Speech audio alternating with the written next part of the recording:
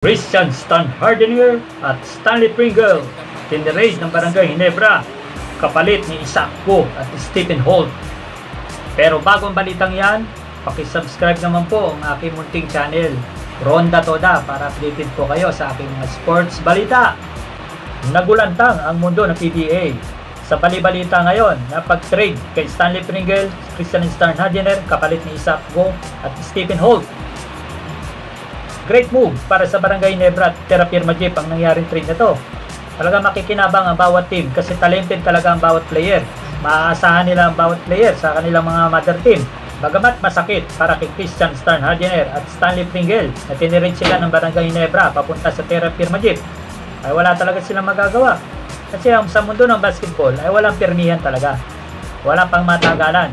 Lalo na ngayon, nagkakaedad na si Stanley Pringle at prone sa injury. Kaya talaga isama siya sa trade ng Barangay Ginebra. Sa case naman ni Christian Stan Hardener, ay matagal nang gustong bitawan ng Barangay Ginebra at ni Francis Chua. Kasi nga, yung mga past few games ng Barangay Ginebra, ay talagang hindi nagiging maganda ang setup ng play ng Barangay Ginebra. Lagi na lang crucial error ang nagagawa ni Christian Stan Hardener dahil hindi siya mag-fit sa triangle offense si Coach Tim Cone. Kadalasan, napakaraming error ang nakukomit niya. At ang masaklap pa nito, sa tagal na nila paglalaro niya sa PBA, ay hindi pa rin niya ma-improve yung kanyang free throw shooting.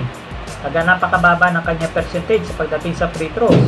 Sayang na sayang, lalo na yung mga nakarang laban ng Ginebra.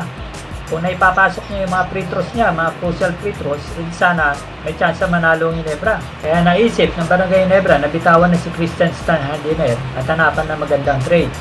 At dito naman, napakaganda rin sa Terra Firma Jeep at sa Barangay Ginebra. Talaga masasabi mo fair trade to at aaprubahan ng PBA. Kasi makikinabang ang bawat team dito sa trade na ito. Para naman sa Barangay Ginebra, ay maganda magiging future ng kanilang team. Sa pagkuha kay Stephen Holt at Isaac Go, ay malaki may tutulong itong dalawang batang player na to. Yung nakaraang Philippine Cup, talagang muntik na makapasok sa semifinals o finals ng Terra Firma Jeep.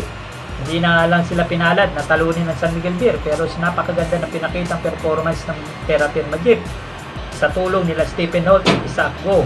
Sasabi mo jackpot ang Ginebra dito kasi nga si Stephen Holt ay all-around player.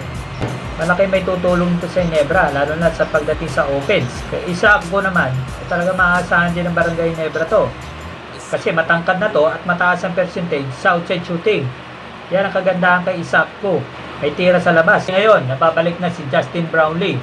Ay talagang top contender na naman ang ating Barangay Ginebra.